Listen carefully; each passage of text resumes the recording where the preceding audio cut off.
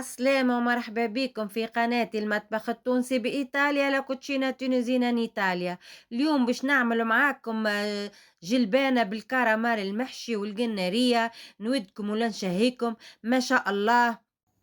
كيف ما تشوفوا هكايا عندي 6 كعيبات كراميل ماهمش كبار برشا باش نعملهم محشيين كيف ما هكا، ونحيت لهم الروس نتاعهم هذوما كيف ما هكا باش نقصهم ونحشيهم في وسطها من داخل. وكيف ما تشوفوا هكا بعد ما قصيتك الروس نتاع الكراميل حطيت لهم شويه زيت، قليتهم شويه، زدت عليهم بصله، زدت عليهم شويه فحات تابل وكرويه وكركم وملح وفلفل اكحل، وقليتهم شويه كيف ما هكا حتىكش لين نشح الماء نتاع الكراميل بالباهي. زدت عليهم شويه معدنوس، خلطتهم الكليكه مع بعضهم بالباهي في القلايه. وعندي لهنا هكايا خذيت شويه روز صمت وشويه حطيته خلطته مع الحشوه هذيك كيف ما هكايا.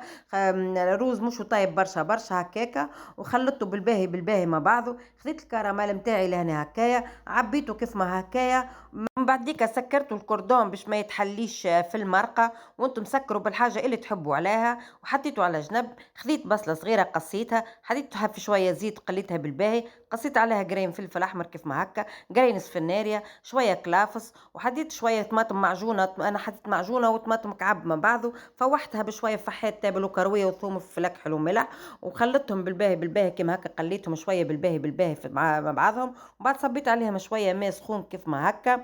بعد ما غلو بالباهي حكايه ربيع ساعه كاكا، حطيت الجلبانه والقناريه خليتهم طابوا كيف ما هكا زاد ربيع ساعه اخرى. رميت الكراميل نتاعي كيف ما هكا في المرقه لحتى كشلن طاب بالباهي. رميت فيها قرين فلفل كيف ما هكا، زدتها شويه مع دنوس كيف ما هكا. ما شاء الله هذه مرقه الجلبانه بالكراميل نتاعنا حضرت بالقناريه. ما شاء الله ريحه ما شاء الله. وكيف ما تشوفوا هكا ما شاء الله، شوفوا كيفاش حليتها الكعبه.